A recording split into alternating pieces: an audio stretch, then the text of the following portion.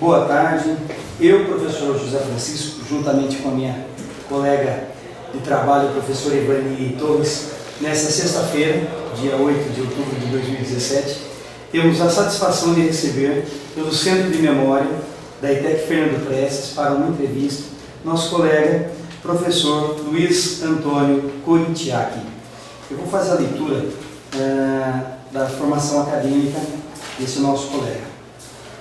Possui graduação em Tecnologia Mecânica pela Faculdade de Tecnologia de Sorocaba, 1977, especialização em Administração, 1988, graduação em Pedagogia pela Universidade de Sorocaba, 1995, mestrado em Educação pela Universidade de Sorocaba, 1999, Planejamento e Gestão da Educação Profissional, em 2001, doutor em Educação pela Universidade Metodista de Piracicaba, Unimep, 2004 a 2008. O título do mestrado: Reestruturação Produtiva e Educação. Coordenou um programa de formação pedagógica para professores do Centro Paula Souza, atuou como professor titular da Universidade de Sorocaba, foi membro do Conselho Municipal de Educação de Sorocaba, atuou como professor, coordenador e diretor de ETEC, de Escolas Técnicas do Centro Paula Souza, tem experiência na área de Educação e Administração, com ênfase em Políticas e Gestão da Educação Profissional, formação de professores, gestão da qualidade, competitividade e controle da produção. E com certeza mais algumas coisas, né, que não estão relacionadas aqui. Vou passar para a minha companheira aqui, a Ivani, para, enfim, passar os objetivos aí da entrevista. Bom, seja bem-vindo, Coritiaki. Como o Francisco falou, nós estamos à frente de um projeto do Centro de Memória da ETEC Fernando Prestes, que já existiu, né? Já vem uma história do Centro de Memória, e agora, com muita alegria, a gente está retomando alguns trabalhos. E dentre os nossos trabalhos junto ao projeto é efetuar documentação oral de várias personalidades dentro da ETEC, e estamos iniciando aqui com o Coritiaki, que tem, pelo visto, uma vasta história para passar para a gente. Então, Cláudio, seja bem-vindo, a gente te agradece imensamente, tá, sua presença aqui. Muito que agradeço. Maravilha. Vamos começar aí com as perguntas. Cori, em que ano e em qual cidade você nasceu? Eu nasci em 1955, sou do Paraná, Cornélio Procópio, cidade pequena lá, do norte do Paraná. A gente vivi lá até os 6 anos, daí vim para Sorocaba, a gente veio para Sorocaba. Foi mais ou menos aí essa trajetória de lá para cá, porque meu pai naquela época não tinha atividade lá, ele era pedreiro, e lá para aquela banda estava muito difícil. E veio para Sorocaba, onde aqui parecia que estava um pouco melhor nessa área de pedreiro e tudo mais. Então foi dessa forma aí que a gente veio lá do Paraná para cá. Interessante você ter colocado assim, porque a segunda pergunta seria sobre seus pais, né? Então, a pergunta seria a origem, profissão, e que você contasse, de repente, alguma história que envolve os dois. Então, meu pai Pedro, minha mãe Helena, eu sou o mais velho, né, de 2 que somos, né, meu irmão Marcos, que hoje está em Bragança Paulista. E quando a gente veio de Cornélio para cá, nós fomos morar numa garagem da minha avó, a casa da minha avó, porque a gente não tinha casa, não tinha nada. E a gente morou 1 ano na garagem, enquanto meu pai construía, levantava as 4 paredes de casa lá. E daí, depois desse ano, a gente entrou na casa, onde não estava rebocado, não tinha janela, não tinha nada basicamente, tudo um tapume, essas coisas todas. E foi quando a gente fez o primeiro ano, o segundo ano já, porque o primeiro ano eu comecei no Paraná e vim para cá no meio do ano, as grandes dificuldades da educação, né, de você entrar numa escola e depois sair para uma outra com coisas diferentes, com pedagogias diferentes, né? E vim para cá, para Sorocaba, morar no Jardim São Paulo, que hoje é a casa da minha mãe até hoje lá. Eu moro no Jardim Guarujá, um pouquinho perto ali do Largo do Divino também, e a gente se instalou aí no Jardim São Paulo na época, 1963, e eu comecei a estudar no Din de Arruda, que era uma escola ali atrás da igreja do Divino, do Largo do Divino ali. Era basicamente uma escola de papelão, que a gente chamava, Eucatec só, umas coisas assim, e que depois eu já tinha saído até da escola e ela foi para onde hoje é, lá na Salvador Miligo, né, o Din de Arruda lá. Meu pai sempre trabalhando de pedreiro no início, daí isso ele trabalhou com meu tio muitos anos de pedreiro, construiu várias casas aí com meu tio, na época fez essas situações, e meu pai construiu onde hoje está lá o posto Cassel. Meu pai construiu lá o posto Cassel, um pouco hoje já diferente do que era a estrutura anterior, mas ele construiu lá e a gente morava bem pertinho, um quarteirão ali do posto Cassel.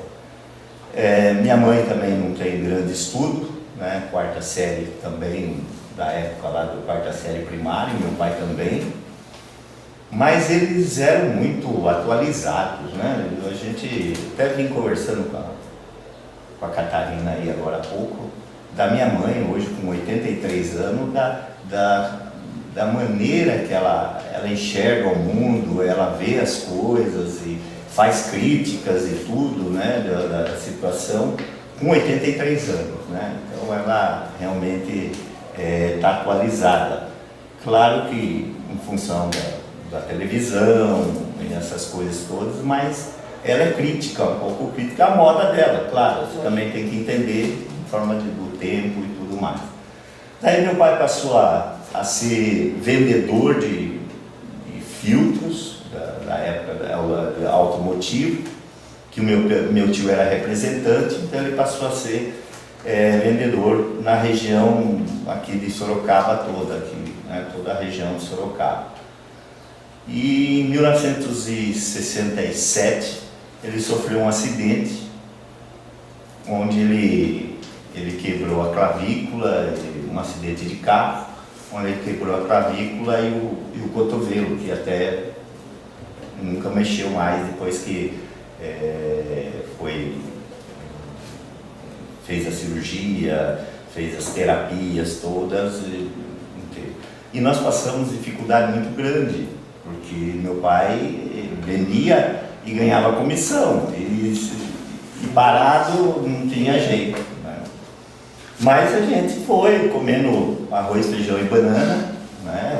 É isso mesmo, arroz, feijão e banana e queijo ralado às vezes. Sobrevivendo, vivendo. Eu terminei o ginásio no Din de Arruda, fiz ginásio, fiz o ginásio industrial, no caso a Fernando Press, que ainda era lá onde hoje é a Rubens de Faria. Até vocês podem procurar para colocar aí, que tem o meu prontuário aqui.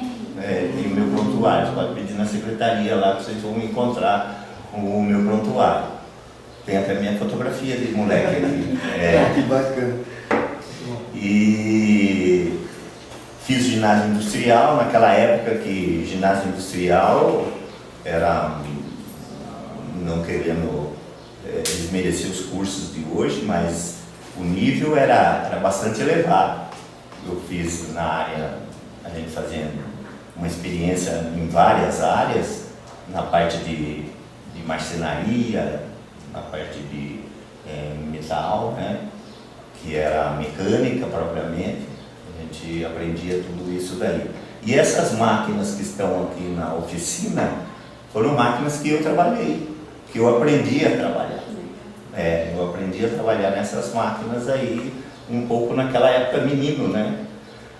Daí era para fazer o colégio, na época, 1970, que eu saí do ensino, hoje ensino fundamental, aquela época ginásio, fui fazer o colegial no Estadão. Daí eu fiz colegial no Estadão. Com muito custo, fiz o colegial, trabalhava durante o dia, à noite estudava. Foi lá que a gente se encontrou, eu, a dona Catarina, né, no segundo ano de colégio. Aquele tempo colégio não era ensino médio que falava, era colégio mesmo, colegial. E aí fiz vestibular na FATEC, não passei. Eu achava que era bom para chuva, levei uma pilvada. Daí comecei a estudar sozinho em casa, não tinha dinheiro para pagar cursinho, essas coisas, nada. Tá. E estudava mesmo, pegava na parte da tarde, assim, da 1h até as 6 da tarde, batia firme mesmo, pegando as disciplinas. Foi quando no meio do ano fiz o vestibular na FATEC novamente, passei em 6º lugar. Aí fiz FATEC. Aí foi a virada. Foi a Que curso? Mecânica, né? Parte de mecânica lá. Processos, hoje chama processos industriais, não sei como é exatamente o nome, mas é a área de mecânica. Como a gente já tinha um pouco de formação do ginásio industrial, então a tecnologia foi relativamente fácil, né? Principalmente a parte de oficina, essas coisas aí a gente dominou um pouco mais fácil. Um pouco de desenho, porque também no ginásio industrial a gente aprendeu muito desenho, com o antigo professor Beluno, né? E então a gente foi nessa caminhada. E foi aí que eu fiz tecnologia, comecei a trabalhar, né, numa empresa em São Roque, ganhava bem pra caramba, né, que deu para comprar, em 6 meses deu para comprar um carro. Naquela época realmente o tecnólogo, a gente se fez, né, e a empresa também, na verdade é a empresa que abriu as portas, né, eles não conheciam, nem sabiam o que era o tecnólogo. E de lá eu saí para outras empresas, sempre empresas pequenas aqui na redondeza de Sorocaba, sempre trabalhando em empresas pequenas. Foi quando eu entrei na ESIL, em Piedade, e que eu fiz a primeira pós-graduação aí na área de administração. Foi aí que eu fiz a área de administração. E daí... E a dona Catarina entrou aí oficialmente em que época aí? Foi em 1978 que a gente casou, né? Em 78 a gente casou. Foi um ano depois, não deu um ano depois de formado, né? Foi que eu aguardei ela terminar o curso de enfermagem. Eu me formei em 77, no meio do ano. Daí no final de 78 a gente casou. Daí a gente casou em 78. E moramos em São Roque, moramos em Salto, aí viemos para Sorocaba, né? Tudo em função das empresas. Ela trabalhava na Santa Casa, ia de madrugada, trabalhava à noite na Santa Casa, pegava o ônibus, ia para Salto, que a gente morei lá em Salto, lá. E Chegou a morar em Salto? Cheguei a morar em Salto, moramos lá um ano lá em Salto. E foi quando ela estava grávida também, né? Então, uma situação bastante, muito sacrifício para poder ter alguma coisa, né? Fazer alguma coisa e crescer um pouco também profissionalmente, e a gente foi ali. Daí dessa trajetória, que eu fiquei muito tempo na ECIL, 5, 6 anos, porque eu não era de ficar muito tempo nas empresas, eu não gostava de ficar. Eu achava que tinha que ficar 2 anos na empresa, só se tivesse alguma coisa muito especial para ficar mais. Eu fiquei na ECIL 5 anos assim, efetivo na ECIL, como funcionário, com carteira assinada, tudo direitinho. Mas daí eu saí, fui dispensado lá da ECIL, mas fiquei prestando serviço para eles na área de treinamento, essas coisas todas aí, que tinha montado, junto com o Senai, um curso de menor aprendiz, onde a gente pegava alunos da 7ª, 8ª série lá de Piedade e formava eles dentro da empresa. E eu era o instrutor, eu era aquele que desenvolvia as atividades lá. Isso, não, já estava ligado à educação. Mas nesse meio termo aí, antes ainda, né, nós fomos para Capão Bonito. Foi quando eu comecei a dar aula, foi em Capão Bonito. Terra de cego, quem tem um olho é rei. Então. Né? Eu tinha só tecnologia. Nós fomos em Capão Bonito em 1982, né? 1982. E eu entrei na ECIL em 83. E quando eu estava em Capão Bonito, eu comecei a dar aula, dava aula de matemática, educação artística para o magistério. Quem fazia os trabalhos lá era a Catarina fazia e eu apresentava para eles, né? Ela tem uma habilidade boa lá para desenho, as coisas lá. E eu apresentava para as meninas lá da área de magistério e assim dei aula de matemática, sociologia, né? Tudo nesse ano, um ano que a gente ficou lá. Nesse ano passamos por grandes intempéries. Eu capotei o carro na estrada, deu um vendaval lá, arrebentou com a nossa casa toda, né? Então são coisas que a gente viveu lá. E ao voltar de lá para cá, em 83, é que volta a história da ECIL aí, que eu entrei na ECIL, fiquei 5 anos na ECIL. E lá eu tive uma experiência muito boa. Hoje a gente analisa e vê que foi muito importante na ECIL. E ao sair da ECIL, eu prestei um concurso mesmo para entrar na FATEC como auxiliar docente, que era naquela época, sei lá, era mais ou menos isso, para uma especialização para ir para a Alemanha. Essa é a minha chance. E começamos a fazer uma capacitação lá em São Paulo. Eu ia todo dia para São Paulo. E essa capacitação foi muito importante porque nos deu uma visão muito grande. E pelo meu temperamento e tudo isso, eu briguei lá muitas vezes, eles me tiraram tiraram da Alemanha, me deixaram meio na mão. E até mandaram embora, na verdade. Né? Helena Peteossi me mandou embora, né? Do Centro Paula Souza. Mas eu falei para ela que um dia ainda ia voltar. E voltei mesmo, voltei aqui na Fernando Prestes. Eu fiz um concurso aqui, processo seletivo na época que chamava, para a aula de oficina do pré-profissionalizante. Não era nem dos cursos, que também não era profissionalizante, era auxiliar de desenho, que tinha aqui de desenhista mecânico, não tinha curso especificamente técnico aqui, era tudo o auxiliar, né? E eu entrei aqui dando aula na oficina aí, na parte de pré-profissionalizante. E quando foi isso? Quando que se deu a sua entrada? Em 1989. Em 89 que eu entro no Paula Souza, em fevereiro de 89 eu entro. E como teve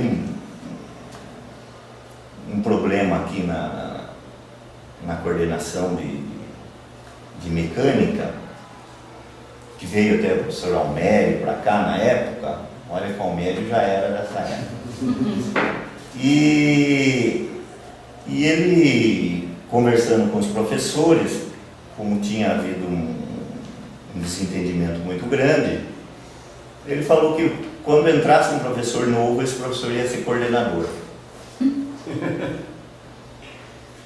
E o Marmitão entrou, né? Entrou e ele queria fazer entrevista com esse professor.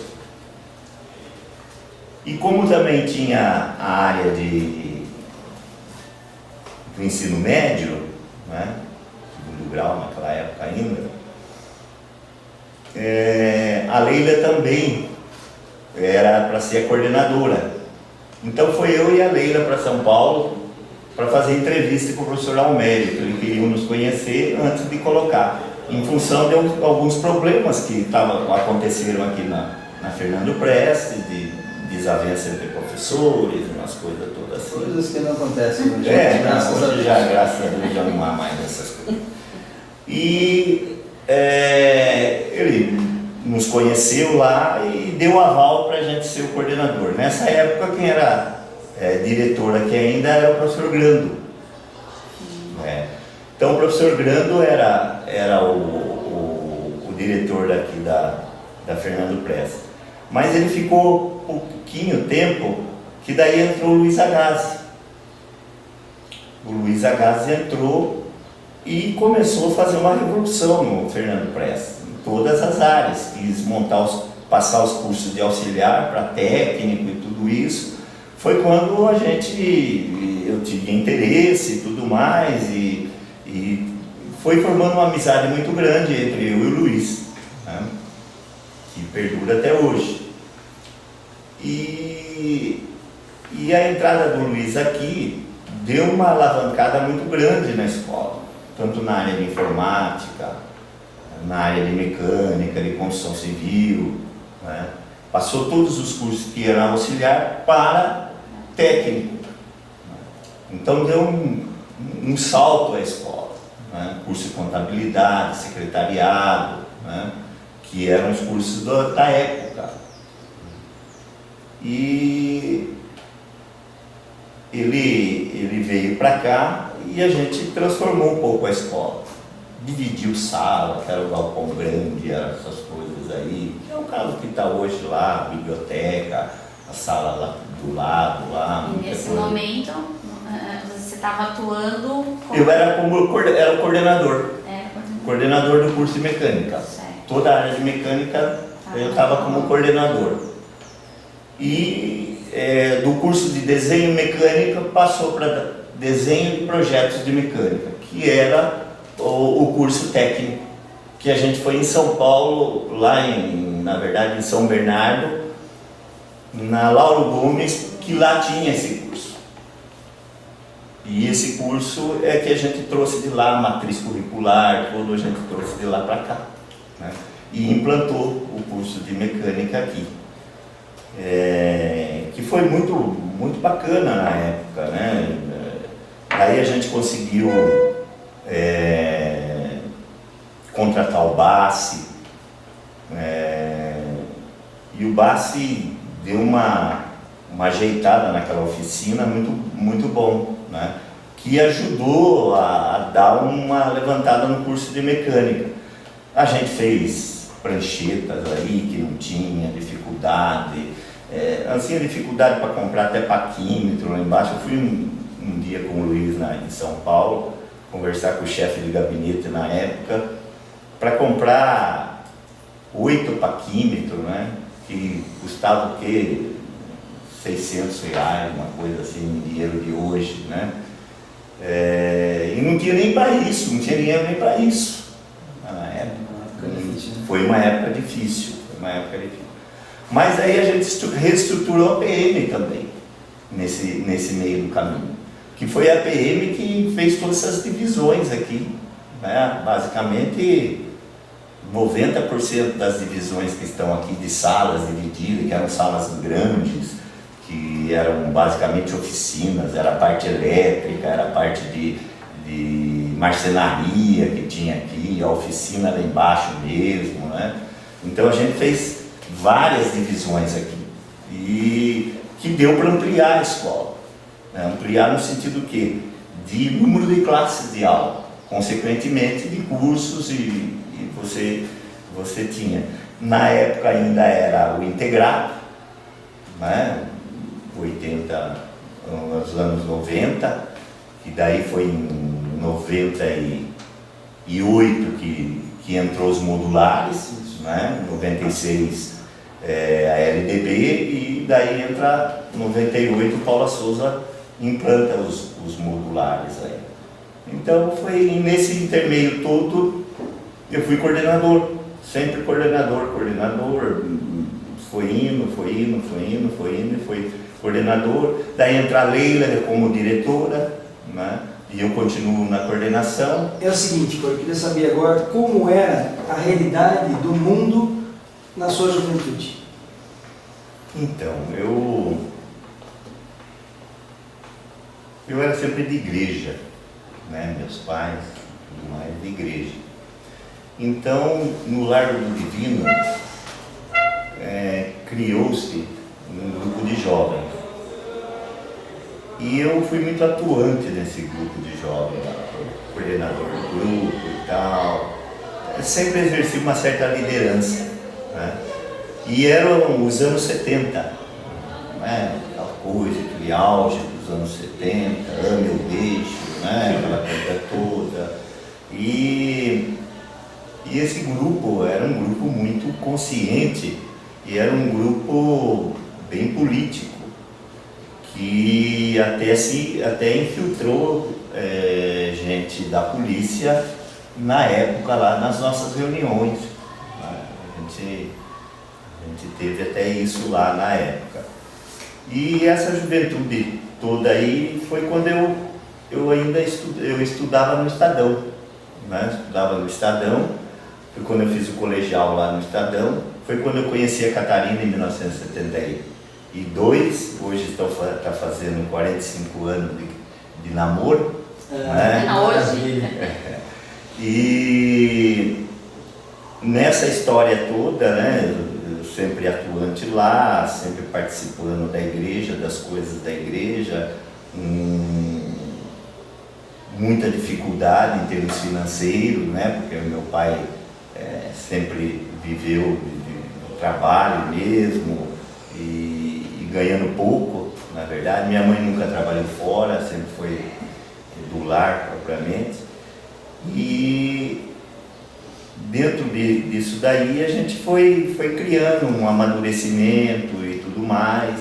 Foi quando a gente também entrou fazer a faculdade de tecnologia e ainda sempre trabalhando com esse grupo de jovens aí, foi bem nessa época aí. Uma parte aí, vamos dizer, o seu lazer envolvia essas atividades. Sim, eu aprendi muito lá em termos de liderança, de técnicas e tudo, porque a gente tinha uma formação muito grande.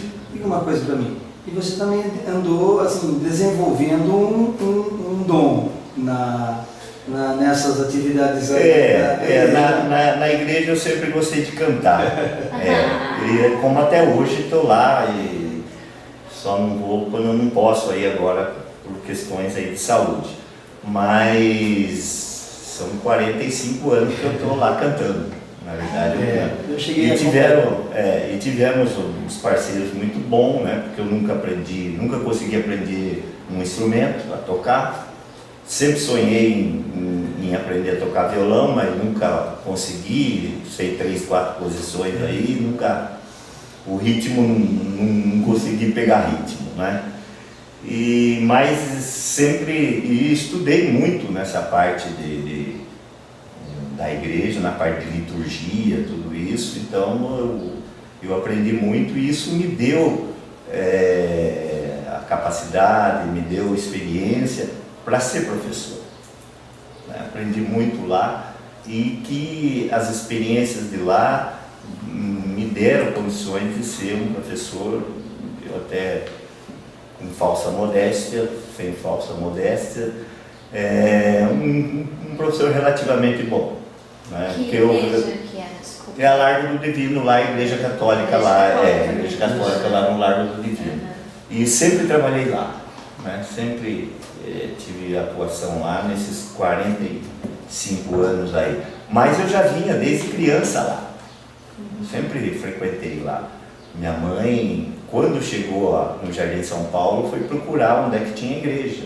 E a igreja era a missa das 8 no Largo do Divino. Ainda era tudo terra. Influência da mãe. Isso, da minha mãe e do meu pai. Exatamente. Cori, e em relação à sua família atual, hoje? Então, em 1978 a gente casou. 2 anos depois nasceu a primeira filha, a Adele, que hoje está nos Estados Unidos, mora lá nos Estados Unidos. Qual muito o nome bem. dela? Adele Buglia Policiac. Ela está nos Estados Unidos. E 2 anos depois, o Daniel Buglia Policiac, que hoje está no Banco do Brasil, casado, pai de gêmeos, né? Uma menina e um menino, e está bem estruturado em termos de família e tudo mais. Mas nessa trajetória toda até de chegarem aí ao casamento e tudo isso, né? Eles foram as crianças que a gente levava nas reuniões nossas de igreja.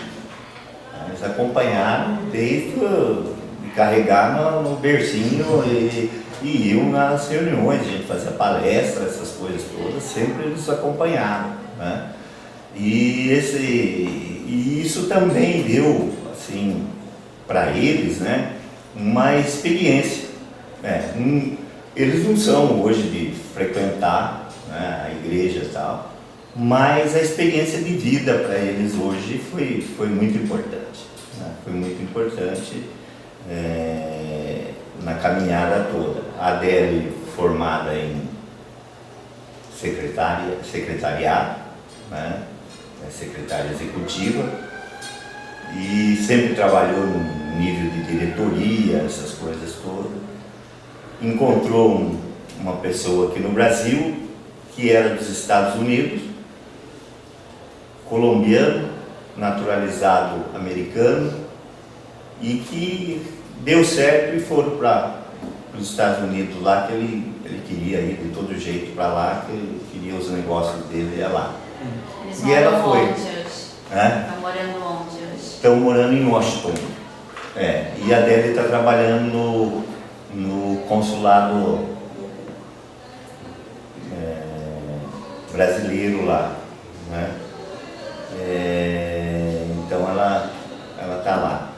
Não é consulado, é embaixada brasileira trabalhando.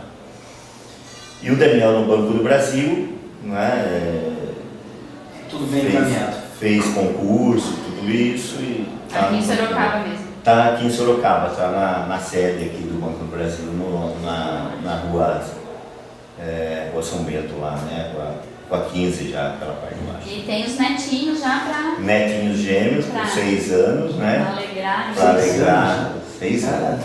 Coisa linda. Qual o nome deles? A Beatriz e o Gustavo. Cori, no Fernando Prestes, então, enquanto a Gazi estava na direção, você estava na coordenação.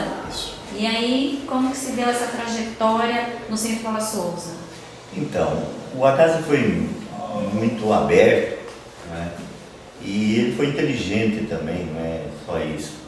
E ele pegou algumas pessoas para ajudá-lo no trabalho todo. Que foi o caso do Bruno, o caso do Renato, né? E eu entrei também nessa história, né? E nós três ajudava muito ele aí nesse trabalho. Nós três éramos coordenadores, né? Então isso facilitava. Eu tinha disponibilidade Então ele me levava muito para São Paulo. Qualquer comissão que tinha, ele me colocava, né? E isso fez com que eu conhecesse muita gente lá em São Paulo. Então a gente passa a ser conhecido, né, em função das comissões que eu tive e tudo mais. E daí quando a Leila entrou, ela não era muito de ir em São Paulo. Ao contrário do Agassiz, que gostava de ir em São Paulo, aquelas coisas todas. E eu fazia mais ou menos esse papel, eu ia no lugar dela muitas vezes, então eu tinha facilidade lá, já conhecia muita gente. E quando o Agassiz saiu daqui, ele foi para a supervisão. E na supervisão ele estava muito em São Paulo, muitas coisas lá, e ele sempre me colocava nas comissões. Então isso faz com que eu participasse muito das atividades que tinha lá. Paula Souza ainda era pequeno, né? Eram as 13, as 14 escolas, né? Isso também ajudava bastante. Mas depois, em 90 e pouco, veio aquele enxurrada de escolas, aí foi difícil, né? O orçamento era o mesmo e as crianças tinham aumentado, né? Mas a gente continuou, e com isso, com as escolas novas, abriu assim, um leque muito grande de atividades. E além da coordenação aqui, eu fazia alguns papéis lá também, né, nas atividades de coordenação, de curso de mecânica, eu representava, né, e tudo mais. Lá em São Paulo. E o Luiz ainda estava na supervisão, a Leila estava aqui ainda na direção, e surgiu uma possibilidade de assumir a direção na Luther King lá em São Paulo. O Luiz deu uma força e me indicou. A professora Laura, que era chefe de gabinete naquela época, a gente tinha bastante relacionamento, e ela que realmente deu a força para que eu fosse lá. Isso foi em 1999, né, quando eu fui para Luther King, em agosto de 1999, e fiquei até junho de 2000 lá. Foi quando daí teve o processo de eleição de diretor. Eu fiz o processo lá e fiz aqui. Eu ganhei lá também e aqui. Nos dois lugares. Daí a professora Laura me chamou e falou: onde é que você quer ficar? Eu falei: não, quero voltar para Sorocaba, tenho a família toda lá. E o pessoal lá da Luther King fez o maior esforço para eu ficar lá. Queriam arrumar até um apartamento para eu ir para lá, aquela coisa toda. Mas eu falei: não dá, minha vida está assentada toda em Sorocaba e não tem jeito de vir para cá, não, né? Foi que daí a gente assumiu a direção aqui na Fernando Press. Fiquei 4 anos, depois teve eleições novamente, mais 4 anos, né? Então a gente fez o ciclo aí de 8 anos na direção da Fernando Press. E dentro desse diretor, então eu também, foi quando o Luiz assumiu a direção do Rubens de Farias também, no ano de 2000. Nós assumimos junto, ele assumiu o Rubens de Farias e eu o Fernando Press. Então nós fizemos uma dobradinha de direção, Fernando Prestes e Rubens. Então muitas vezes tinha documento assinado por mim e por ele, que servia para as duas escolas dos professores, para não ver aquele problema, lá faz de um jeito, aqui faz do outro. Então como a gente tinha uma amizade muito boa, isso daí facilitou, né? Então isso facilitou. Mas daí ele ficou, acho que 1 ano e pouco na direção lá, e foi embora de novo para São Paulo. Foi embora para São Paulo, daí ele entrou no projeto lá em São Paulo, um projeto lá, E aqui ficou a Sônia Walter, ficou na direção.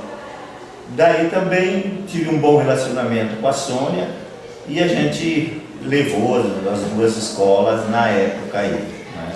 Então foi uma caminhada bacana de direção e tudo mais aqui na Fernando Pérez. E aí na sequência, para chegar nos dias de hoje, aí, que essa parceria, tô sabendo que ainda existe, né? Então, saindo da direção aqui, eu ainda na direção, eu trabalhei no projeto EAD. Né? Eu ainda era diretor e estava no projeto EAD. Saí da direção, foi justamente quando eu saí da direção, e continuei no projeto EAD. A gente continuou. Até que houve uma reestruturação e a gente deixou o projeto EAD. Deixando o projeto EAD, eu fui conversar com a professora Laura. Professora, eu queria fazer alguma coisa, mas não queria voltar para a sala de aula, essas coisas aí. Como tem o programa especial que o professor Eméritas coordenava, né? Eu falei para ela, a senhora não quer que eu ajude ele está bem debilitado e tudo mais, ele já estava doente muito, não quer que eu ajude? Eu fico com as 40 horas trabalhando no programa especial de formação de professores. Puxa, eu estava mesmo pensando numa pessoa tal, né? Caiu em cima, né? Caiu em cima a situação. Então ela deu uma canetada lá e me colocou para ficar coordenador do programa. Que na verdade acho que até hoje eu sou coordenador, porque não me instituiu no meu cargo até agora, né? Tá lá ainda, deveria ter dado baixa e não deu. E então, daí eu trabalhando no programa aí especial. E o Luiz também, né? Ele voltou para Sorocaba e também estava meio assim, não tinha muito o que fazer, ia ajudar um pouco no Rubens de Farias. Ele também conseguiu com a professora Laura para ajudar um pouco no Rubens de Farias.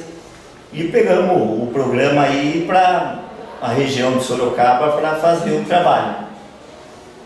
Então a gente desenvolveu um trabalho aí bacana de formação de professores, porque a gente ia no local, a gente conversava com os alunos que eram professores, né, que são professores e tudo mais, e a gente passou a ser muito conhecido nessa região toda, até São José do Rio Preto, Marília, Presidente Prudente, né, Ourinhos, que a gente coordenava. A gente coordenou o programa até 2012. Daí o programa acabou. E em 2012, o Luiz tinha assumido a coordenação da extensão da escola nova. Era extensão ainda, mas funcionava dentro do Rubens de Farias. Funcionava dentro do Rubens de Farias. Enquanto a prefeitura não terminasse o prédio que estava lá, que está hoje lá, Armando Panunzio. Daí terminou o prédio e tudo mais, ele foi para lá, né?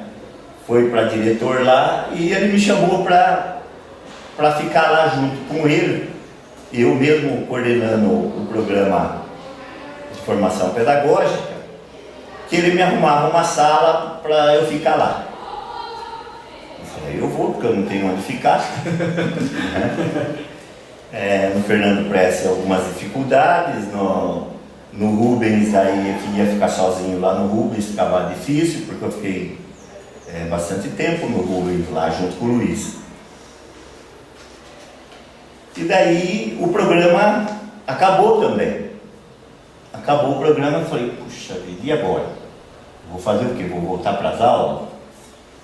Daí a professora Laura veio um dia da inauguração do prédio lá, ela passou lá e eu conversei com ela. Eu falei, professora, eu não poderia ficar aqui com o Luiz Aí ela já sabia que eu estava doente.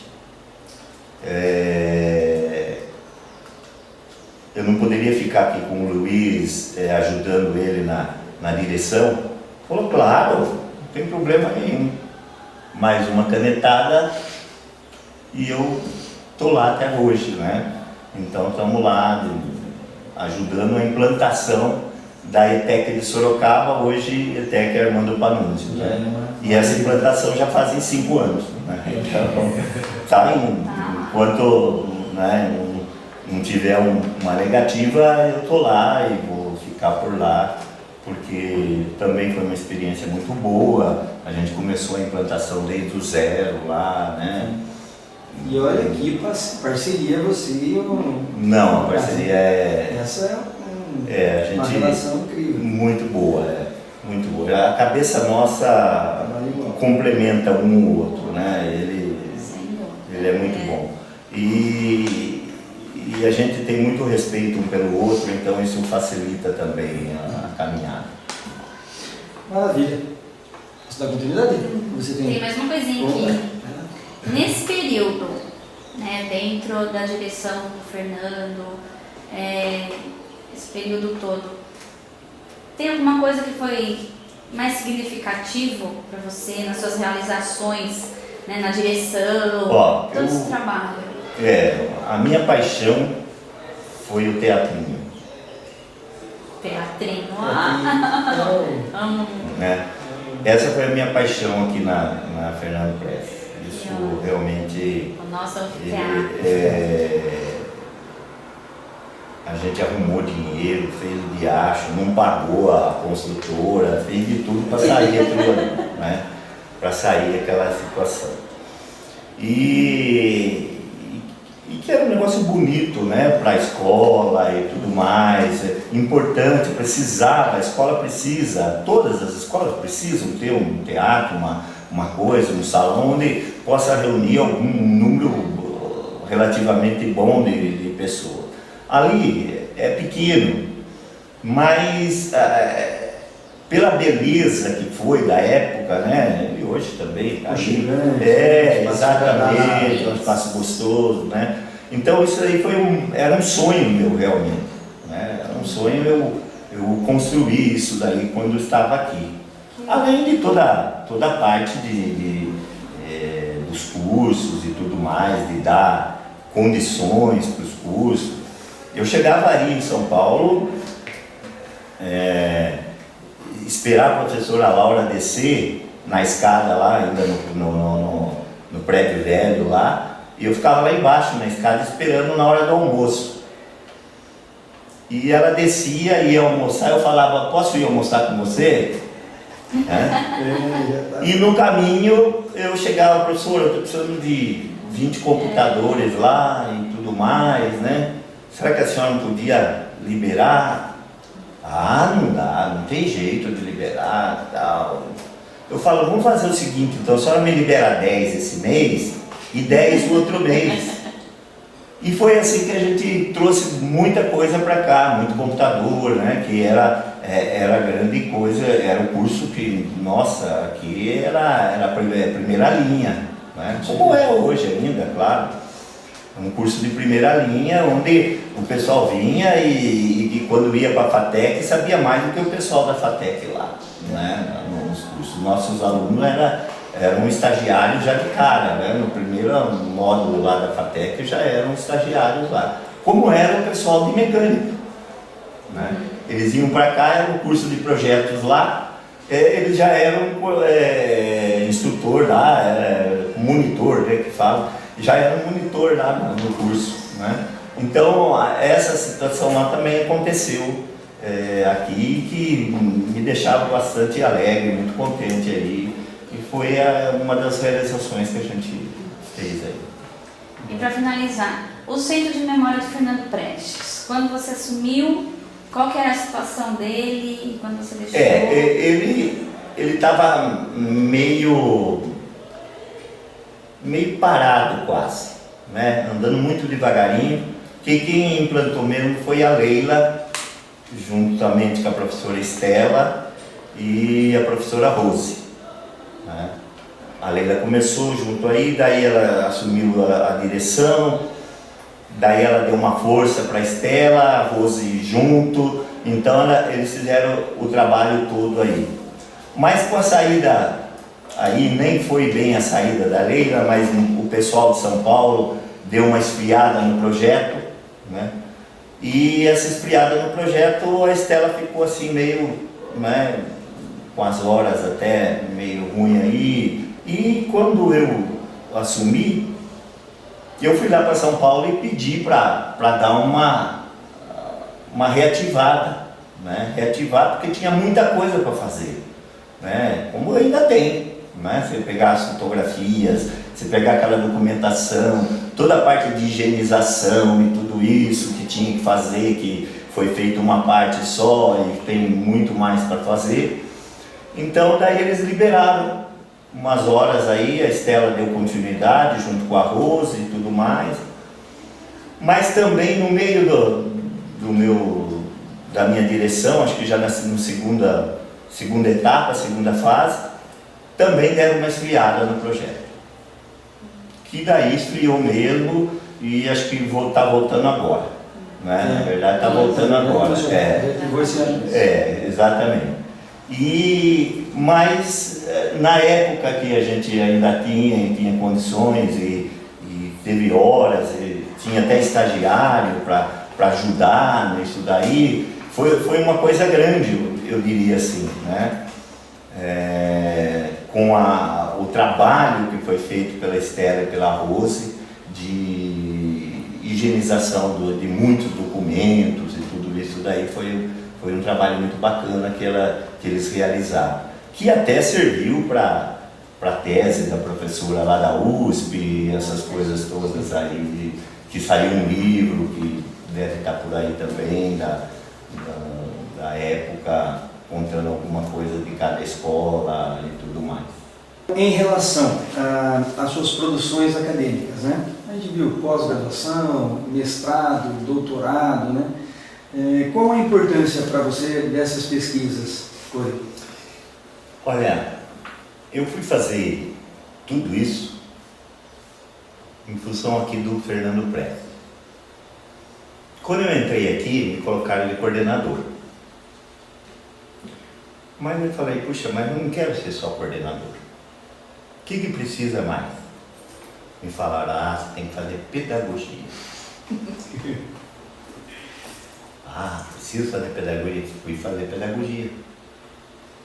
Eram 80 meninas, 78 meninas na sala e eu e outro rapaz. O outro rapaz não sei lá se era realmente. Mas você está se garantindo. Então, fui fazer pedagogia. Bom, em pedagogia eu tinha condição de ser, naquela época, para ser diretor precisava ter pedagogia. Então eu já tinha pedagogia, daí eu falei, puxa vida, mas eu queria alguma coisa mais, né? Eu queria dar aula na faculdade, o que precisa para dar aula na faculdade? Daí, não, você tem que fazer mestrado, só as pós-graduações que você tem aí, não dá.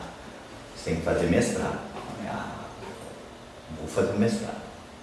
Por sorte, começou o mestrado na Uniso aqui em Sorocaba.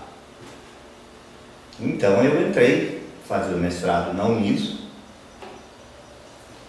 E a pesquisa, como vocês podem ver aqui do mestrado, né? Qualidade total da empresa à escola, né? E eu utilizei as experiências aqui da Fernando Prestes, né? Entrevistei alguns alunos que já estavam fazendo curso de desenho mecânico e que já estavam envolvidos, alguns estavam envolvidos com a qualidade, outros não. Então eu fiz uma entrevista com 2 alunos que já trabalhavam na área da qualidade, fiz experiência com 2 alunos que estavam implantando na empresa a qualidade e fiz entrevista com um aluno que trabalhava em empresa que não tinha ainda o sistema de qualidade total. Então, com base nisso daí, eu fiz essa dissertação, né, comparando isso tudo, e o que esses alunos traziam para a escola, beneficiando a sala de aula com as suas experiências, e o que a escola oferecia para eles, o que os professores, né, o que os colegas passavam para eles levarem na escola, para eles levarem na empresa. Então foi essa relação aí que fez com que eu trabalhasse esse tema, né, qualidade total da empresa e a escola. Então foi quando eu tive que pesquisar tudo sobre qualidade, que foi bom para mim porque eu também daí, na época, um pouco antes até, eu comecei a prestar serviço na área de qualidade, com empresas ali, juntamente com um professor da FATEC, o professor Osni, e ele me chamou a gente se conhecia da ESIL, daí ele saiu também da ESIL, eu aqui e tudo mais, a gente se encontrou um dia, a gente nos encontrou ali num café ali, e ele falou se eu queria ir trabalhar com ele na área da qualidade e prestar serviço para uma empresa. Eu falei, é isso que eu estou querendo. E isso deu assim um pouco mais assim de embasamento para eu trabalhar essa dissertação aqui. Bom, fiz a dissertação, defendi tudo bonitinho, tudo certinho, não valeu nada, porque o curso não estava reconhecido. Justo pegou uma transição no MEC, uma coisa assim, então aí ficou acho que 2 anos, 3 anos aí a coisa parada, não podia fazer mais nada, não dava para fazer nada, mas eu fui procurar para dar aula, queria dar aula na faculdade. Um dia passando lá em São Roque, deixei meu currículo lá, passando mesmo, deixei o currículo lá. Uma semana depois me ligaram, você não quer pegar umas aulas aqui na área de produção, vi que você tem uma experiência e tal. Falei, claro, vamos lá. Foi quando eu entrei, em 99, foi quando eu entrei na FAC São Roque, Faculdade de São Roque. Então lá eu fiquei uns 4 anos lá. Daí eu entrei também, fiz um processo seletivo na Uniso, em 2000, daí eu entrei na Uniso. Daí estavam precisando de professor na Unip, eu também peguei uma aula na Unip. Nas áreas... Eu dava aula, eu dei aula para administração, na Uniso eu dava aula para sistema de informação, mas a parte de empreendedorismo, essas coisas aí.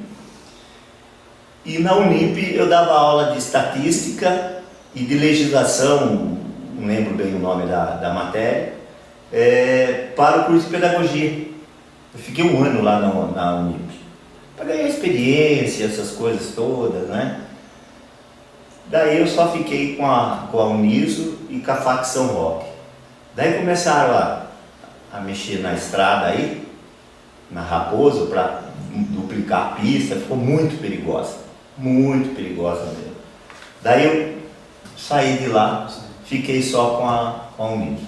A Uniso eu deixei há 2 anos atrás, por questões de saúde, então eu pedi demissão lá da Uniso por essa situação. Bom, mas eu estava já na universidade dando aula, eu falei, puxa, eu queria mais alguma coisa. O que precisa mais alguma coisa para ser mais alguma coisa aqui, né? Você tem que fazer doutorado, você trabalhar na pesquisa, cara. Você dar aula no doutorado, essas coisas todas. Eu peguei, bom, então eu vou fazer doutorado. Mas o curso ainda não estava reconhecido. Até que o curso foi em 2003, foi reconhecido. Tivemos que defender de novo a dissertação, né? Mas aí foi mais simples e tudo, mas tivemos que defender de novo. Defendemos, foi reconhecido tudo bonitinho. Daí eu fui procurar o meu orientador daqui, que era da Unisco, que ele tinha ido para a Unimep. Fui lá, falei com ele e falei, gostaria de fazer, né, mestrado e tal. Tenho chance? Não, você entra no processo seletivo aí, não tem problema. E eu queria fazer com ele, porque eu já conhecia, ele sabia das minhas coisas, do meu potencial e tudo mais, que não sabia escrever nada e tudo mais. Ele me ajudou muito nisso daí. Você vê aqui no mestrado, só essa primeira parte aqui foi 17 vezes para ele ler. Né? E ele falando que não era assim, o que era, o que tinha que fazer, o que não tinha. Né? Então, foi uma coisa mesmo, né? Mas aí a gente vai aprendendo, né? Isso aí vai fazendo a gente aprender e tudo mais.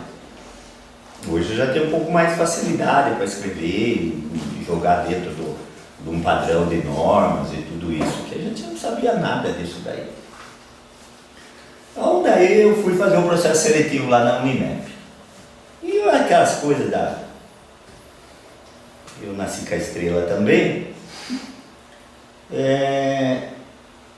2 semanas antes, a gente foi num congresso lá em Recife, né? Fomos num congresso lá em Recife, fui apresentar uma parte aqui dessa dissertação e conheci uma professora lá, que era do programa lá da Unimep, que era amiga do professor Cleito, que foi meu orientador. Ele me apresentou para ela, aquela coisa, você quer o teatro, não sei o quê. Saímos dali, cada um foi embora, fomos embora. Daí na entrevista na Unimep para escolher as pessoas, quem estava na banca? Ela estava na banca. Né? Aí você fica mais tranquilo, né? Fiquei mais tranquilo e tudo mais. Mas era difícil porque eram 60 pessoas para 2 vagas. Foram 60 pessoas naquela época lá, 60 pessoas para 2 vagas. E, por sorte, foi escolhido eu e uma menina de Marília. Essa menina também me ajudou bastante no doutorado. E foi então quando a gente começou a fazer o doutorado e tudo mais, uma fase muito espetacular. Eu estava diretor aqui ainda, e terças e quartas-feiras eu ia para lá à tarde. Muito bom, momento assim que eu vivi, muito bom mesmo, de conhecimento, de estar numa roda de pessoas com cabeça muito boa. E comecei a fazer e não desatava a bendita tese, né? Queria fazer uma coisa e falava, isso não é bom, não dá. Fazer outra não dá, fazer outra não dá. Daí eu já estava esgotando o prazo para eu apresentar alguma coisa, né? Pelo menos um projeto. Foi quando eu falei, puxa vida, vamos fazer o Centro Paula Souza, né? Foi quando eu peguei e foi justo, peguei aquela transformação do ensino técnico aí, do integrado para os modulares. Como é que foi? Então, como é que eu defini essa tese? Reestruturação produtiva e a educação. Então, toda a mudança das empresas, da década de 70 principalmente, né, que ocorreu e tudo mais, e o que a educação tinha a ver com essa história toda? O que ela sofreu nisso daí, né? Então daí foi uma proposta de estudo Centro Paula Souza, para o ensino médio e técnico. Então daí eu usei muito textos da transição, as matrizes que foram naquela época, que tinha o ensino técnico, o ensino médio com o ensino técnico integrado também, né? Só que eram 2 matrículas, aquelas coisas todas. Então foi aí que eu desenvolvi um trabalho em cima disso daí.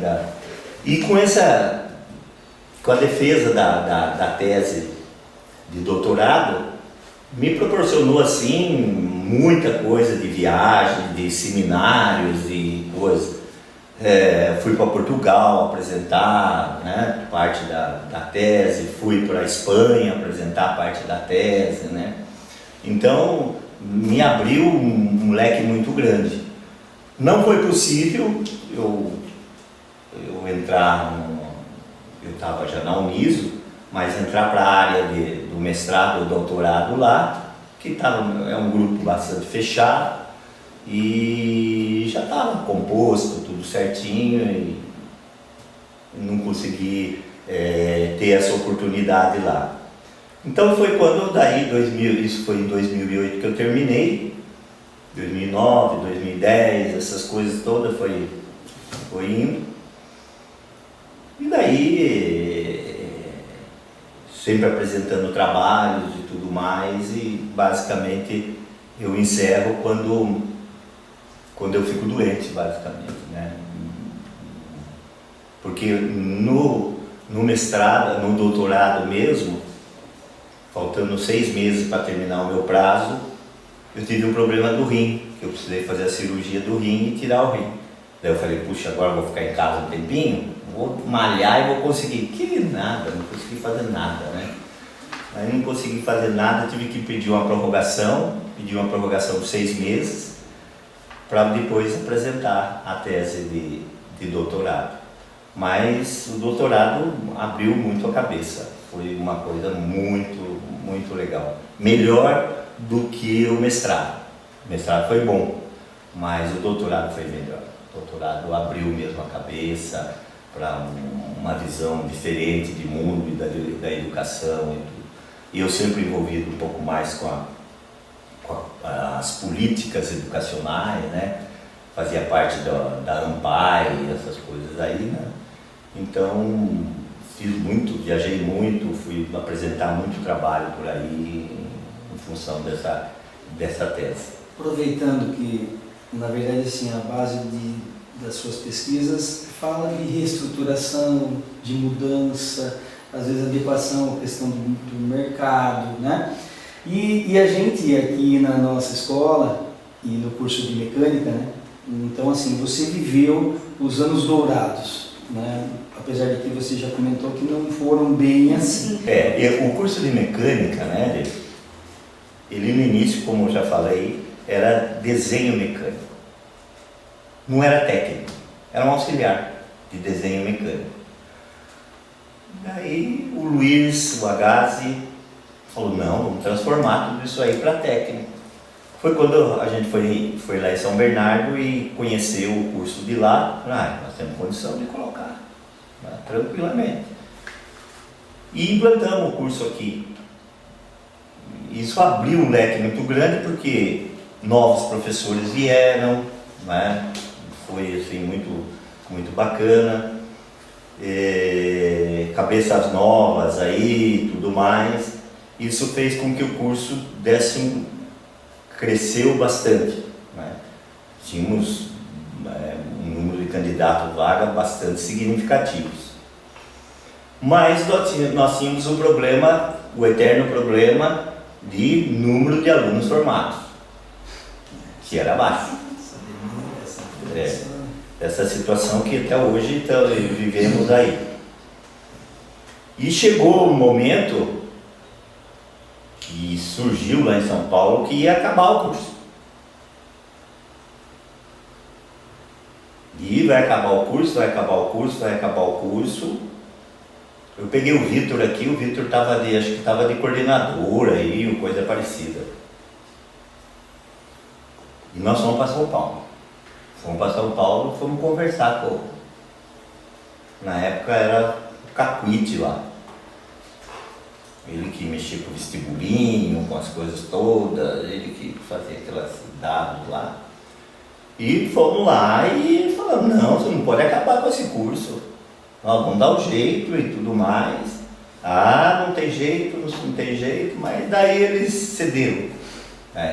Eles cederam e a gente realmente aqui também deu uma alavancada, um choque, foi um choque para todos os professores, porque era isso só que nós tínhamos aqui. Daí surge um novo boato que ia unir tudo no Rubens de Farias. Que o curso daqui ia embora para o Rubens de Farias, porque aqui ia ficar só a parte de gestão e lá no Rubens de Farias a parte industrial. E o pessoal daqui ficou bravo, né? Porque não vai, não vai. Daí eu fui lá em São Paulo ver também novamente como é que a coisa estava. Você lembra a data disso? 2000 que ano?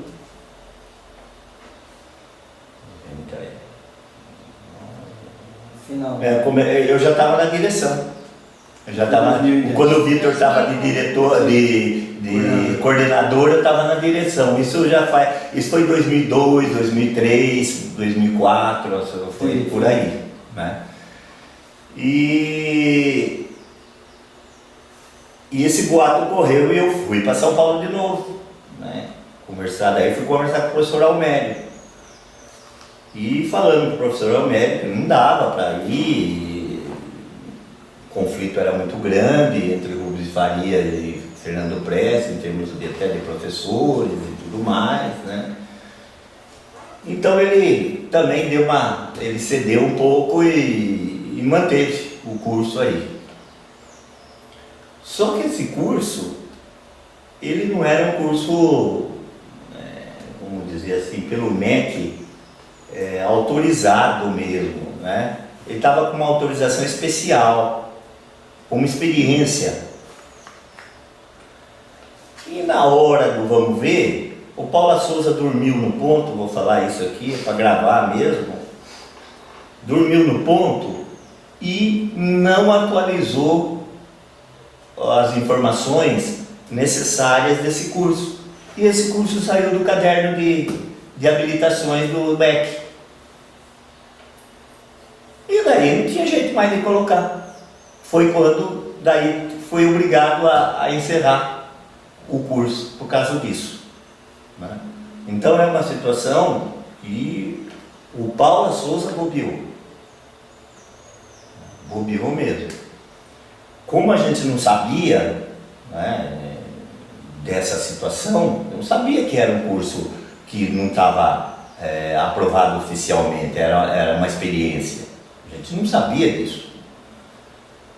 O Paula Souza não nos informou essas coisas.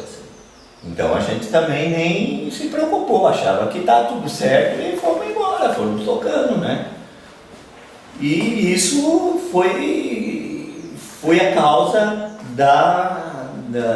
do fechamento do curso. Uma judiação, curso que tinha condições aí de demanda tranquilamente, né? Você fechar um curso que tem demanda, né? Aí é complicado. Daí a escola também teve algumas dificuldades aqui, o pessoal teve algumas dificuldades de formular alguma coisa para substituir, porque nós tivemos esse problema lá na Armando Panunzio também. Um curso lá fechou, porque também era um curso de experiência. Mas lá a gente conseguiu, dentro do tempo aí, fazer uma proposta para o Paula Souza de um novo curso, que foi o curso de eletroeletrônica, que tinha uma boa afinidade com o curso de instrumentação que saiu de lá, né? Então conseguiu-se fazer toda a documentação dentro do prazo e apresentar, então não teve problemas de interrupções. Agora, aqui houve o problema da interrupção, então fica mais difícil você entrar agora, solicitar um curso novo e tudo mais, né? Paula Souza está segurando ao máximo essas situações aqui. Então foi essa a história do curso de projetos mecânicos. Cole, e você pode falar pra gente um pouquinho quando que foi diagnosticado que você tinha um problema que talvez dificultasse essa sua trajetória? Você pode contar um pouquinho sobre isso pra gente? Eu em 2009, 2008, 2009, foi diagnosticado um tumor no rim. E precisava fazer a cirurgia, fui fazer a cirurgia, fiz a cirurgia e daí não precisou fazer nada, porque eu estava encapsulado, tudo isso, fiz os acompanhamentos necessários. Só que passou um tempo, em 2011, no mês de maio, eu tive um problema de retenção de urina. Eu fiquei com um bexigão aqui que a quantidade que teve aqui foi por livro dos Guinness, 4 litros. Não sei como é que eu consegui ficar. Daí eles se esgotaram e tudo isso, daí no outro dia de manhã passou o médico e fez um exame lá, exame de toque e tudo, falou, sua próstata está muito inchada. Fui no urologista, o urologista falou, olha, tem que fazer cirurgia da próstata. Eu falei, mãe, nós estamos em maio, junho, que eu fui mais ou menos lá. Em novembro do ano anterior, eu tinha feito todos os exames e não tinha constatado nada assim. Daí fui, então, tem que fazer. Justo no batizado das crianças, no dia do batizado das crianças, eu fui internado. Aquilo para mim foi cruel, né? Aquilo para mim foi, nossa. Mas a vida está na frente de tudo, né? Você tem que enfrentar. Fiz a cirurgia, isso daí já era mês de setembro, fiz a cirurgia, achava que estava tudo bem. O médico perguntou, você pegou o exame da sua próstata lá, na análise? Eu falei, não, doutor, você não falou nada para mim. Não, tem que pegar. A hora que eu peguei o exame, fui levar para ele, constatou que era um câncer. Daí ele já me encaminhou, eu já fui, como eu já fazia acompanhamento do rim, já fui no mesmo médico e Dr. Walter Stefanuto, daí ele já agilizou as coisas. No dia 26 de dezembro de 2011, depois do Natal, eu tomo a primeira injeção, já preparando para as quimioterapias. E dia 10 de janeiro de 2012, eu começo a fazer a primeira quimioterapia. Cara, de sorte, não sei se de sorte, como é que foi, eu não tive grandes reações da quimioterapia. Eu ia me divertir lá. Na verdade, eu ia me divertir na quimioterapia. É verdade, sim. Contar história para os outros, brincar lá, para também distrair junto com aquele povo que estava lá, que não era fácil, né? Tinha gente lá, nossa, de todo jeito. E a gente ficava tudo sentado, 8 pessoas sentadas lá, esperando o mundo acabar, porque tinha que tomar, levava 4 horas, 5 horas a quimioterapia.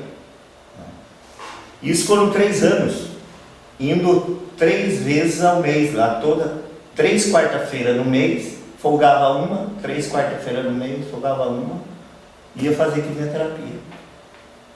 Isso foram 3 anos seguidos. Aí, desses 3 anos, estava bem, tudo mais, comecei a tomar por boca o remédio. pouco, é legal, né? Não tomar por pouco, não preciso ficar lá 4, 5 horas lá fazendo quimioterapia.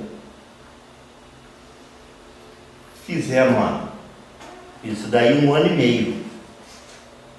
Daí começou a aparecer, crescer os nódulos do pulmão, fígado, parte óssea. Já estava tudo isso, mas começou a crescer um pouco mais, a evoluir um pouco mais. Daí voltamos para a quimioterapia.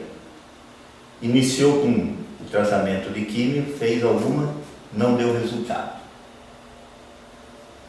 Não deu resultado, vamos para outro, escolheu outro remédio, vamos fazer quimio com esse outro.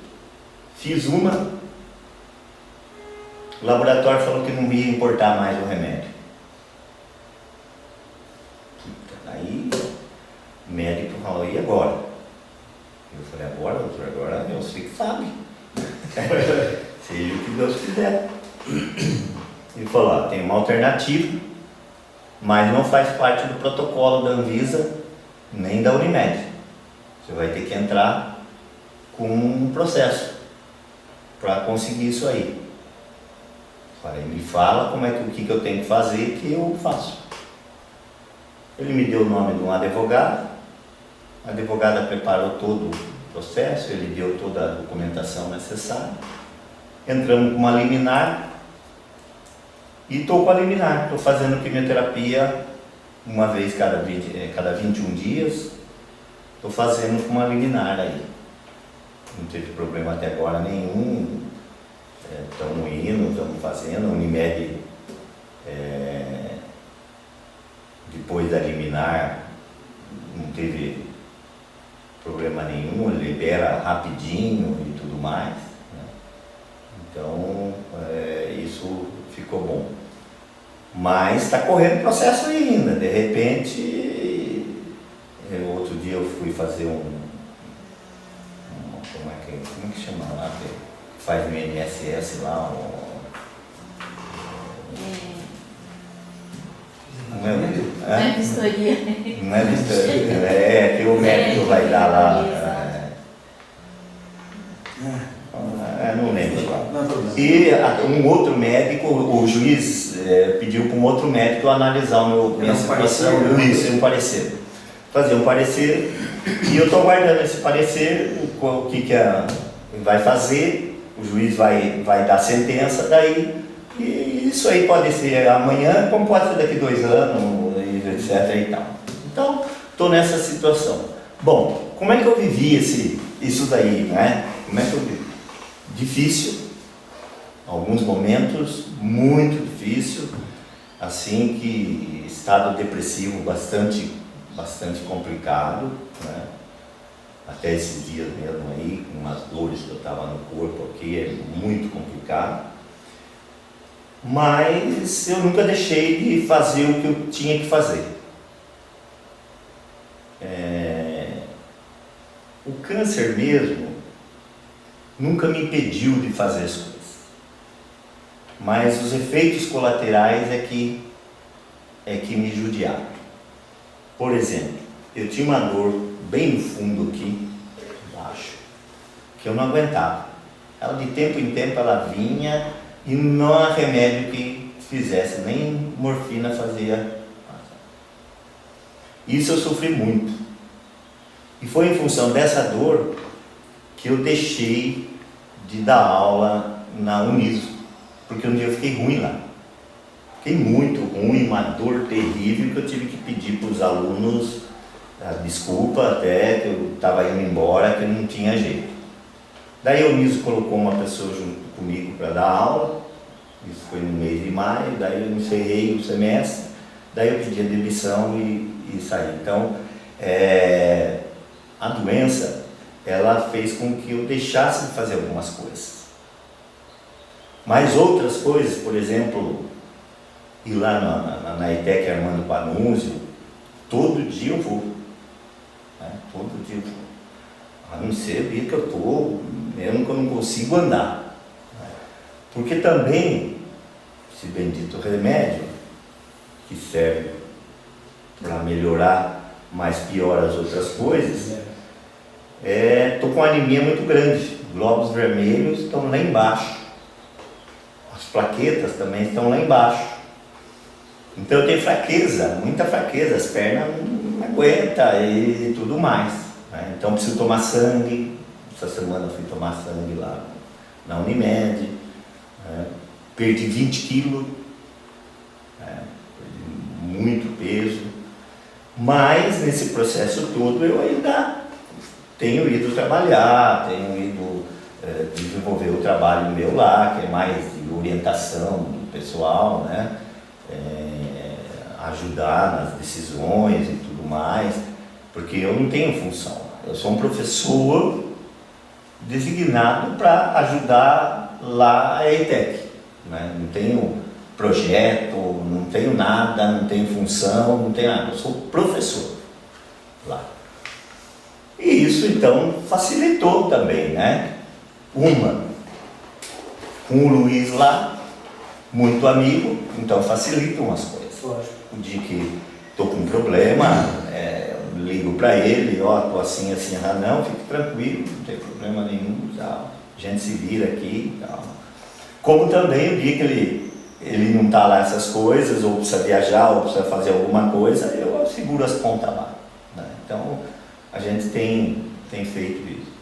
Mas isso tudo me interrompeu toda aquela coisa, aquele entusiasmo que eu tinha de escrever, né? E fazer apresentações em congresso, que eu gostava muito. Eu ia passear, né? É uma maravilha, né? Você vai, apresenta, assiste as palestras que você quer e o restante você vai passear. Então isso fez com que eu deixasse de fazer. Então isso é uma situação que eu também sinto muito, né? Como eu senti muito mesmo, quando eu pedi a demissão na Uniso. Deu um vazio, né, muito grande. Eu vou fazer 2 perguntas numa tacada só, daí você vai usar a sua sabedoria aí para finalizar para a gente. Hoje, depois de todos esses anos de trabalho e vivência, teria alguma coisa que você gostaria de fazer ou algum desejo ainda não realizado? Essa é uma. E a última seria: qual mensagem você deixaria para os colegas professores, funcionários e alunos das futuras gerações da ETEC Fernando Prestes? São essas 2 coisas. Bom, vamos lá na primeira. Na primeira, né? Onde se eu ainda gostaria, ou teria ainda uma ambição, alguma coisa para fazer. Eu estava comentando naquele momento lá, falando da saúde e tudo mais, que eu deixei de fazer muita coisa. Eu gostaria de estar escrevendo. Eu tinha muito conhecimento de legislação, de formação profissional e tudo isso, né? Que eu deixei e hoje ficou esquecido. Estou parado em 2011 do livro aqui, né? E que poderia estar muito mais, refletindo muito mais. Então, essa era a minha vontade. Tenho ainda, se eu me recuperar, de estar escrevendo algumas coisas, participando de congressos, seminários. Essa ainda é minha, que eu acho ainda que eu tenho muita coisa para desenvolver, né? Até acho que o Paula Souza está desperdiçando o meu conhecimento, né? Queria dizer, mas eu estou dando muito pouco para o Paula Souza, porque não estou sendo exigido nada, claro, né? Procuramos fazer lá na Armando Baruns o melhor possível, né? Mas eu acho que ainda poderia estar bem melhor se o próprio Sr. Paula Souza estivesse exigindo de mim mais coisas, fazendo com que eu pudesse produzir. Entendi. Na verdade, né? Que seria mais textos escritos, talvez até um outro livro, esse é um sonho que eu quero ainda estar realizando, fazer mais um livro aí talvez aí sim encerrar a coisa, mas vamos ver se a gente consegue se recuperar aí para ter força e vontade. Porque a saúde atrapalhando, você não tem vontade, Motivação. não tem motivação e tudo mais que falta. Agora, quanto à segunda pergunta que eu deixaria para o pessoal aí, eu volto naquela, vou começar dos alunos, liberdade com responsabilidade, né? Que foi um tema assim que nasceu assim, do nada, assim, aqui foi espontâneo aqui na escola, né? Foi nada planejado e tal, e de repente a coisa pegou, né? Nasceu de uma reunião com os pais que a gente fez e falou que não ia fechar o portão mais, que não ia ter mais nada, essas coisas aí, e que os pais ficaram de cabelo em pé.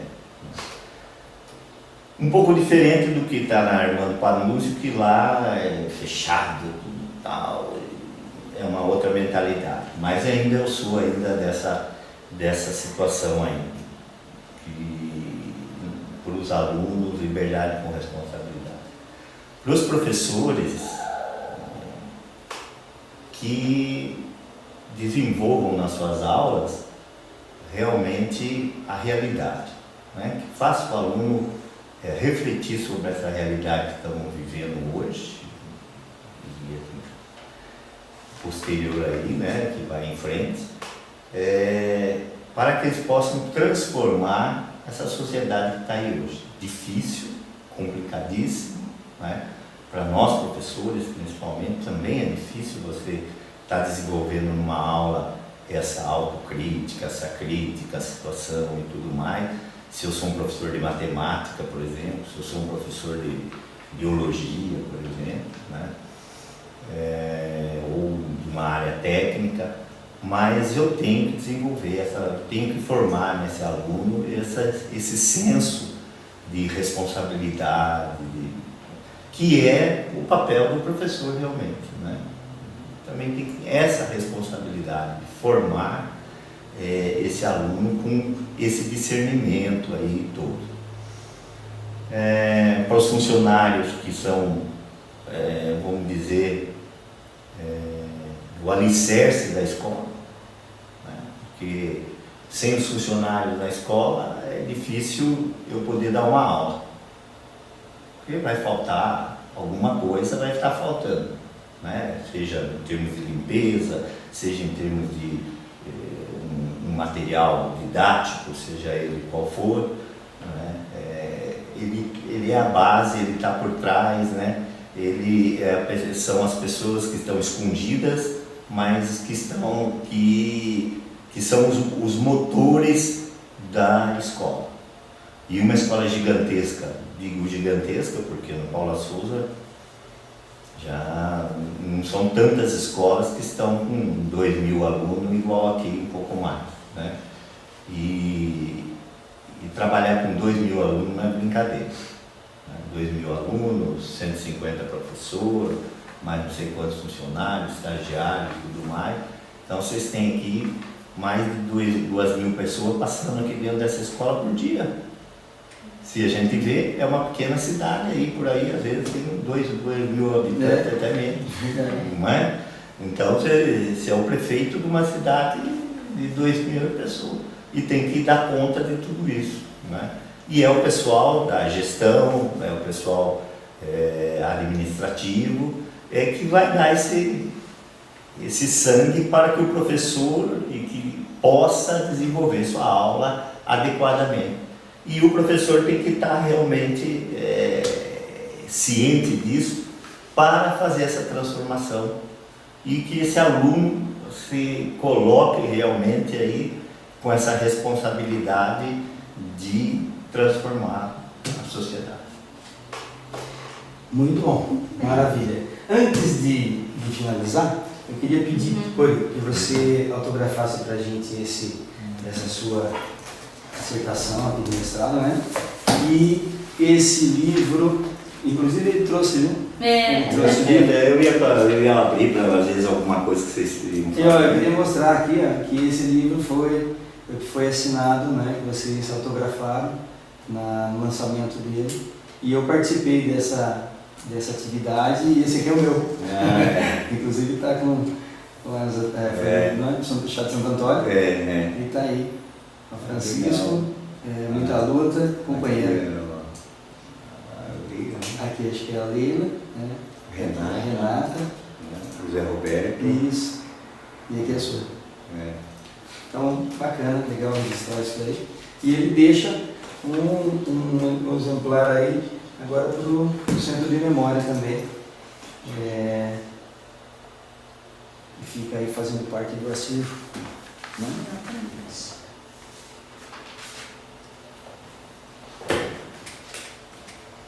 Aproveitar esse momento também, essa pausazinha, citar uma frase que eu achei nessa dissertação, que diz o seguinte: nada do que foi será de novo do jeito que já foi um dia. Né? Lulu Santos e Nelson Mota. Essa frase que o Cori colocou na sua dissertação e eu achei fantástico. Falei, poxa, a gente ouviu tanto, né? E essas pequenas frases, elas significam tanto. Muito bonito, muito bacana.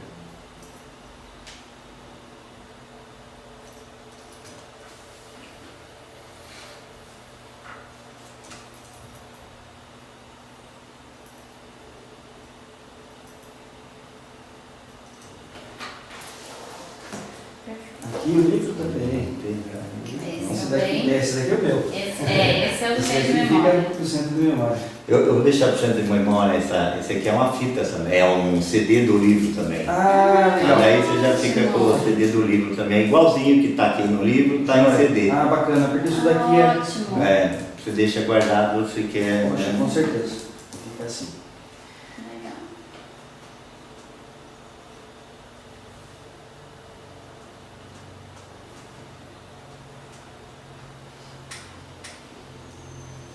Essa pra gente é uma conquista, né? É uma conquista.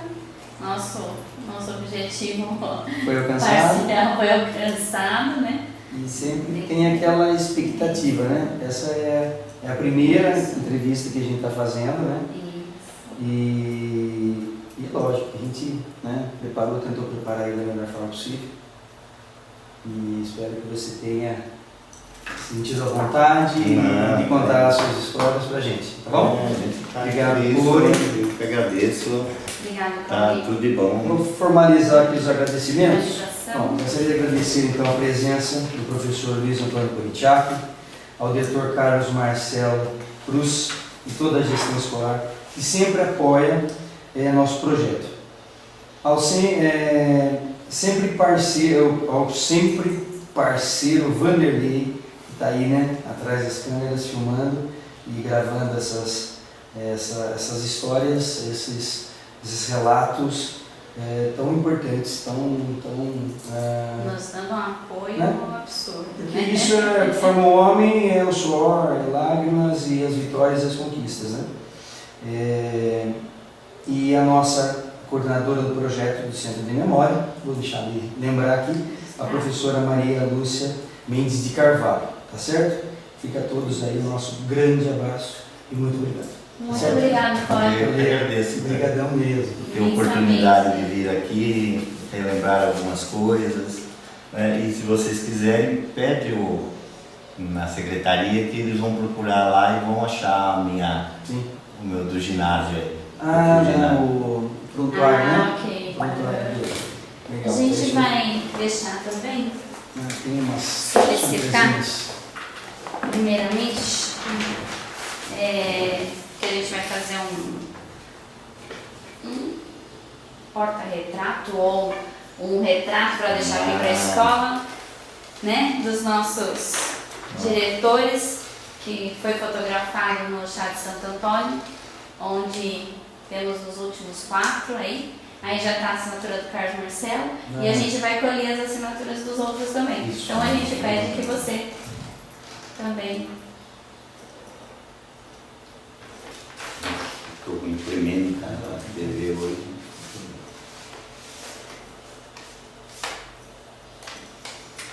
Ensinado, né? Que bonita a foto assim. Bacana, né? Ficou legal, né? É, esse amarelo aí de fundo, legal. Vou fazer um presente para você. Isso, depois que todos tiverem também. Uhum. Aqui um agradecimento formal, Obrigado. tá? Obrigado.